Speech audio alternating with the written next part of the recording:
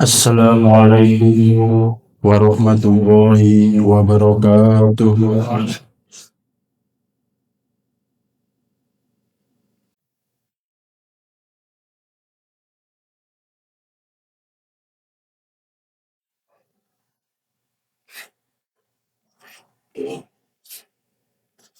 Innal hamdalillah nahmaduhu wa nasta'inuhu wa nastaghfiruh wa na'udzu billahi min shururi anfusina wa min sayyiati a'malina. May yahdihillahu fala mudilla lahu wa may yudlil fala hadiya lahu. Asyhadu an la ilaha illallah wahdahu la syarika lahu wa asyhadu anna Muhammadan abduhu wa rasuluh la nabiyya wa la rasula ba'da. Allahumma sholli wa sallim wa barik ala Muhammad wa ala alihi wa ashabihi ajma'in. Faya ibadallah usikum wa nafsi bitaqwallah faqad fazal muttaqun. Qala Allah ta'ala fi kitabil karim. A'udzu billahi minasy syaithanir rajim. Ya ayyuhalladzina amanu taqullaha haqqa tuqatih wa la tamutunna illa wa antum muslimun. Wa qala Allah ta'ala ya ayyuhalladzina amanu taqullaha wa qulu qawlan sadida yuslih lakum a'malakum wa yaghfir lakum dhunubakum wa may yuti'illaha wa rasulahu faqad faza fawzan 'azima. Amma ba'd. Ma'asyiral muslimin jamaah sidang Jumat rahimakumullah. Tiada kata yang pantas terucap selain rasa syukur kita kepada Allah Subhanahu wa taala. Karena di kesempatan yang mulia ini, di Jumat yang penuh berkah ini, kita semua masih diberikan nikmat oleh Allah Subhanahu wa taala yang sungguh amat besar. Nikmat yang tak bisa dibeli dengan uang sebanyak apapun. Tak bisa dimiliki dengan jabatan setinggi apapun. Pun demikian yang tak punya harta, tak punya jabatan, belum tentu tak bisa mendapatkannya. Yakni nikmat hidayah, iman, Islam, serta kesehatan. Sehingga di siang yang penuh berkah ini, kita semua tergerak hati kita semua tergerak dalam menjalankan perintah Allah Subhanahu wa taala. Kedua kalinya, sholawat serta salam senantiasa tersampaikan pada sang revolusioner sejati, uswah kita semua, permata intannya Madinah. Beliau adalah Nabi Muhammad Sallallahu Alaihi Wasallam. Mudah-mudahan di yaumil qiyamah nanti kita semua mendapatkan syafaat darinya. Amin amin ya rabbal alamin. Ma'asyiral muslimin jamaah sidang Jumat rahimakumullah. Tidak bosan-bosan khotib mengingatkan kepada seluruh jamaah secara umum dan secara khusus kepada diri khotib pribadi untuk senantiasa meningkatkan kualitas ketakwaan kita kepada Allah Subhanahu wa taala.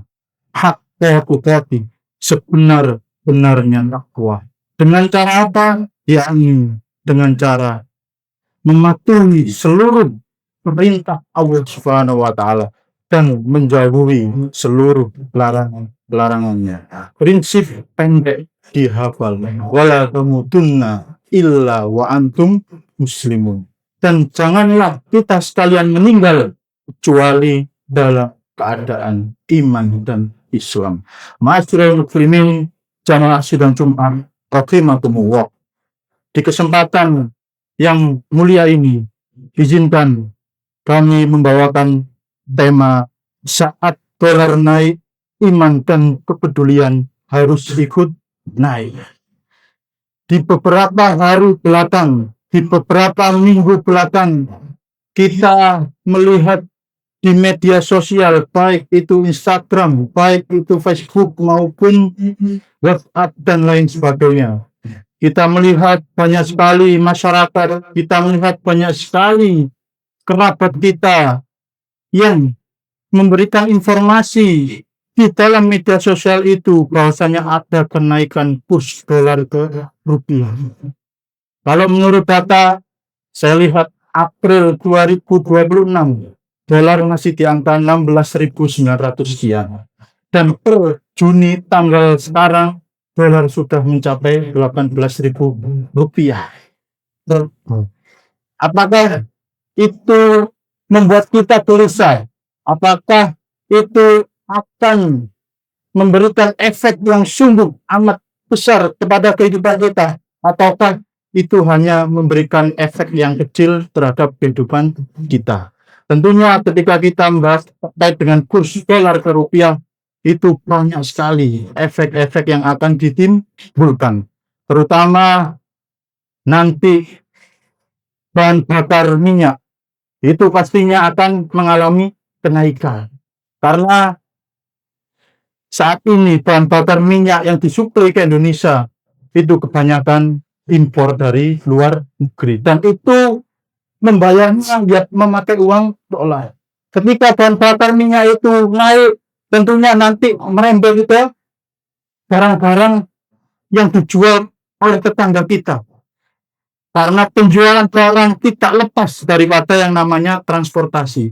Dan transportasi tidak lepas yang namanya BBM.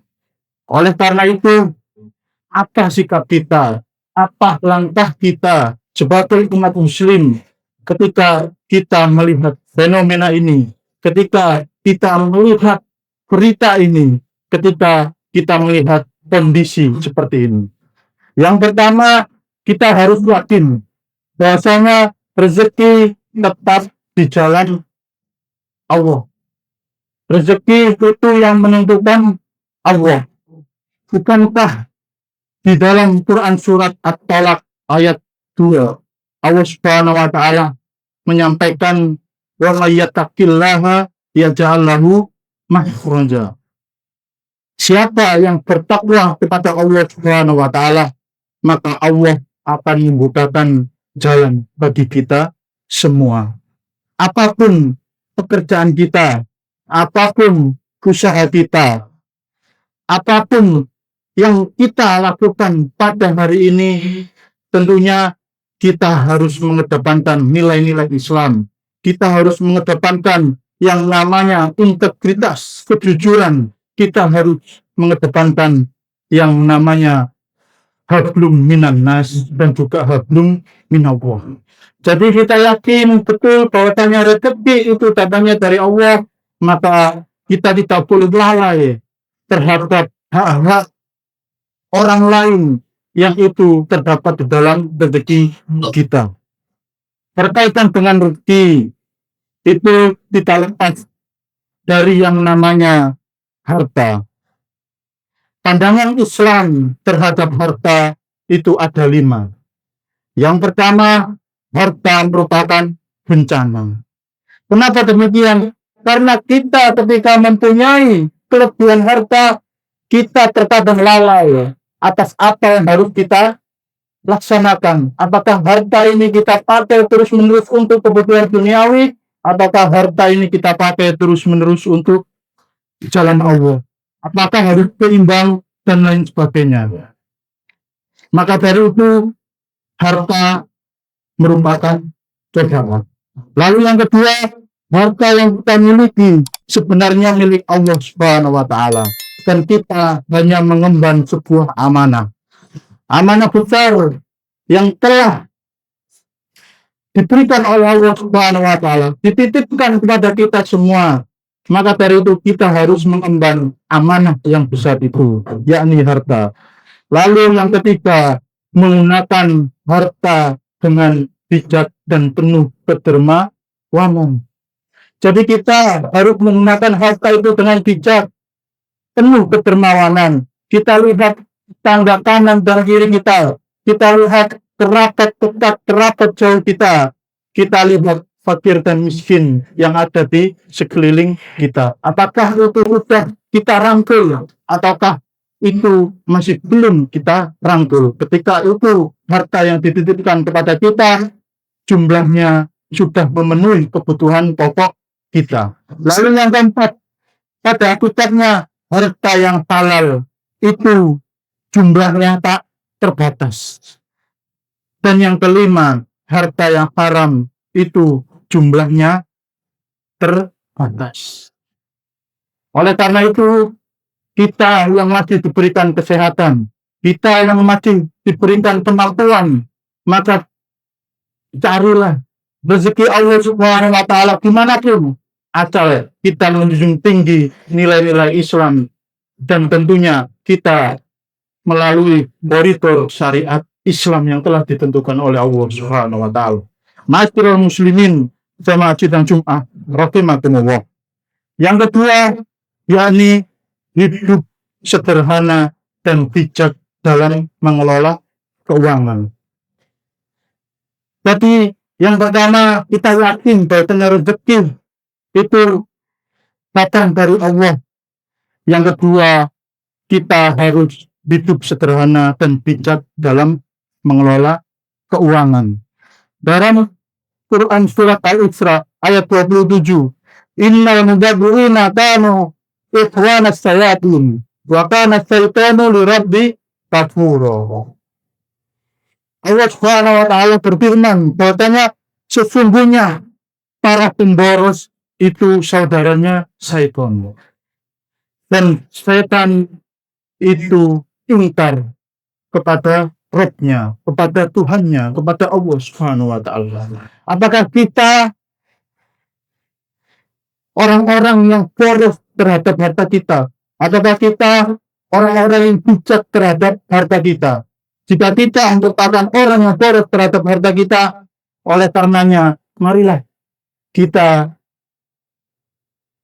mengakumulasi harta kita dan kita bijak dalam mengelola harta kita. Dalam tujuan syariat yang telah dikemukakan oleh Imam Al-Ghazali di dalam Maqasid Syariah, itu disebutkan bahwasanya ada dua hal yang harus kita amati ketika kita mengelola harta dengan bijak. Yang pertama, yakni kita tahu kebutuhan pokok kita. Lalu yang kedua, kita tahu kebutuhan sekunder kita. Jadi yang pertama itu needs, yang kedua want. Jadi antara kebutuhan dan keinginan itu berbeda. Kebutuhan itu kebutuhan daruriyat. Kalau keinginan itu keinginan tahsiniyat, kebutuhan tahsiniyat. Jadi para jemaah, ketika kita mendapatkan rezeki oleh Allah Subhanahu wa taala, kita harus membagi harta, membagi rezeki kita untuk kebutuhan pokok. Lalu yang kedua, kita bagi untuk keinginan kita yang tentunya itu tidak boros. Dan yang paling penting yang ketiga, yakni investasi. Baik itu investasi dunia maupun investasi akhirat. Ketika itu investasi dunia bisa kita laksanakan dengan kita menabung, bisa kita laksanakan dengan membeli sukuk, bisa kita laksanakan dengan membeli emas. Ketika itu investasi akhirat bisa kita laksanakan dengan sedekah, zakat, wakaf, dan lain sebagainya. Ma'asyiral muslimin jamaah sidang Jumat rahimakumullah. Lalu apa sikap selanjutnya ketika kita melihat tren di akhir-akhir ini dolar naik? Sikap kita yakni yang ketiga, perkuat kepedulian sosial. Rasulullah sallallahu alaihi wasallam berfirman, Rasulullah sallallahu alaihi wasallam bersabda, khairun nas anfa'uhum linnas. Sebaik-baik manusia adalah yang berbuat baik kepada manusia lain. Maka dari itu, ketika sikap kita ini, ketika langkah kita ini harus kita amati betul-betul. Kondisi saat ini kita tidak tahu apakah kondisi ini akan terus membaik ataukah kondisi ini akan terus memburuk. Kita tidak perlu khawatir, kita tidak perlu takut. Kita terus duri, kita terus berdoa, berusaha, berikhtiar, dan bertawakal. Dengan pekerjaan yang sudah kita laksanakan hari ini, dengan kegiatan yang sudah kita laksanakan hari ini, kita harus terus mensyukurinya. Kita tidak boleh mengkufuri atas segala nikmat yang telah diberikan oleh Allah Subhanahu wa taala kepada kita. Langkah kita yang pertama, rezeki itu datangnya dari Allah dan harus kita imani. Yang kedua, kita harus hidup sederhana dan bijak dalam mengelola keuangan. Dan yang ketiga, perkuat kepedulian sosial. Aku lupa ada fastaghfirullah wa lakum fastaghfiru innallaha huwal ghafurur rahim.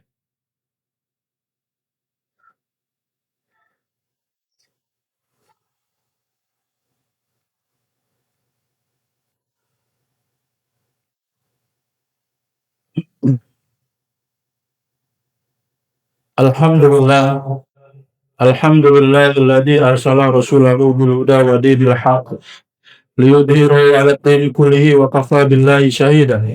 Asyhadu an la ilaha illallah wahdahu la syarika lah wa asyhadu anna Muhammadan 'abduhu wa rasuluh la nabiyya wa la rasula ba'dah. Qala Allah ta'ala fi kitabihil karim wa ita'atana rabbukum la in syakartum la azidannakum wa la in kafartum inna adabi lasyadid. Qala Allah ta'ala inna Allaha wa malaikatahu yusholluna 'alan nabi ya ayyuhalladzina amanu shollu 'alaihi wa sallimu taslima. Amma ba'd. Ma'asyiral muslimin jamaah sidang Jumat rahimakumullah. Di khutbah kedua ini, marilah kita muhasabah diri kita masing-masing. Apakah kita sudah melaksanakan ketiga sikap itu? Apakah kita masih lalai kepada Allah Subhanahu wa taala? Marilah kita kembali ke jalan Allah. Marilah kita kembali ke jalan keimanan. Marilah kita memperkuat fondasi keimanan dan ketakwaan kita. Oleh karenanya, di khutbah yang kedua ini, marilah kita berdoa kepada Allah Subhanahu wa taala. Semoga Allah Subhanahu wa taala memberikan kita kekuatan. Semoga Allah Subhanahu wa taala memberikan keberkahan. Semoga Allah Subhanahu wa taala melindungi kita, keluarga kita, masyarakat kita, dan negara kita. Semoga Allah Subhanahu wa taala selalu memberikan kita kesehatan, dan semoga Allah Subhanahu wa taala mengumpulkan kita di surganya kelak. Amin amin ya rabbal alamin. Allahumma sholli ala Muhammad wa ala ali Muhammad walhamdulillahi rabbil alamin. Allahumma ighfir lil muslimina wal muslimat wal mu'minina wal mu'minat al ahya'i minhum wal amwat innaka sami'un qaribun mujibud da'wat wa ya qadiyal hajat. Rabbana zalamna anfusana wa illam taghfir lana wa tarhamna lanakunanna minal khasirin. Rabbana la tuzigh qulubana ba'da idh hadaitana wa hab lana min ladunka rahmah innaka antal wahhab. Rabbana la tu'akhidhna in nasina aw akhtana. Rabbana wa la tahmil alaina isran kama hamaltahu 'alal ladzina min qablina. Rabbana wa la tuhammilna ma la taqata lana bihi wa'fu 'anna waghfir lana warhamna anta maulana fansurna 'alal qaumil kafirin. Rabbana atina min ladunka rahmah wa hayyi' lana min amrina rasyada. Rabbana atina fid dunya hasanah wa fil akhirati hasanah wa qina adzabannar. Subhana rabbika rabbil izzati amma yasifun wa salamun alal mursalin walhamdulillahi rabbil alamin. Aqimissalah.